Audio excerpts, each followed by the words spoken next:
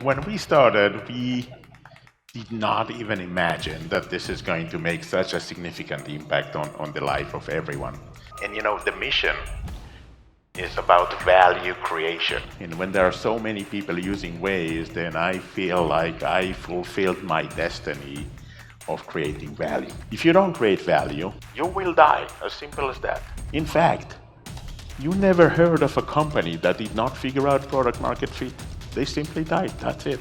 So for a second, I want you to think of all the applications that you're using every day, right? Using Waze, searching Google, using WhatsApp, Netflix, Uber, whatever it is, and ask yourself, what is the difference between any of those today and the first time that you have tried that?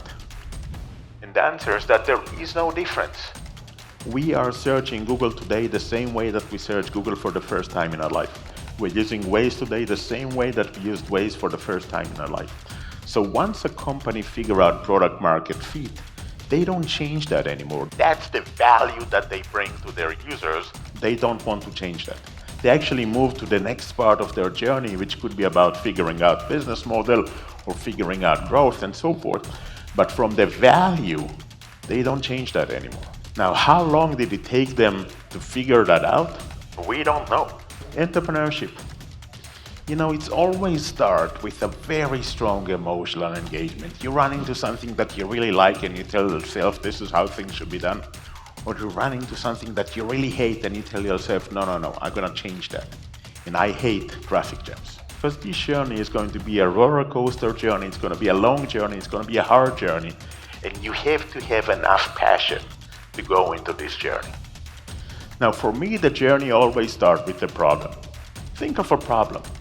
A big problem, something that it's worth solving, something that the world will become a better place if you solve that. And then ask yourself, so who has this problem? If you happen to be the only person on the planet with this problem, then I would say, you know what, go to a shrink. Way cheaper than building a startup. But if a lot of people actually have this problem, what you really want to do next is go and speak with those people and understand their perception of the problem. And only then go and build a solution.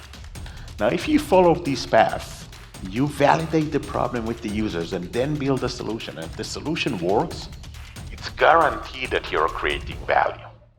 But if you start with the solution, you might be building something that no one cares, and that's going to be really frustrating. Now, what happens is that when you validate the problem, you actually fall in love with the problem. You feel like those people that tells you that they have this problem, they sent you on a mission to solve that for them. Now, we already established the underlying assumption that this is going to be a roller coaster journey. But there is another dimension of it. This is going to be a journey of failures. Look, we're trying to build something new that no one did before. And even though that we know exactly what we are doing, the reality is that we don't, so we try. We try one thing and it doesn't work, we try another thing and it doesn't work. We keep on trying different things until we find one thing that does work. Now, if you realize that this is going to be a journey of failures, then there are two immediate conclusions. The first one is that if you're afraid to fail, in reality you already failed because you're not going to try. The other part, the other conclusions of the realization that this is going to be a journey of failures, you have to fail fast.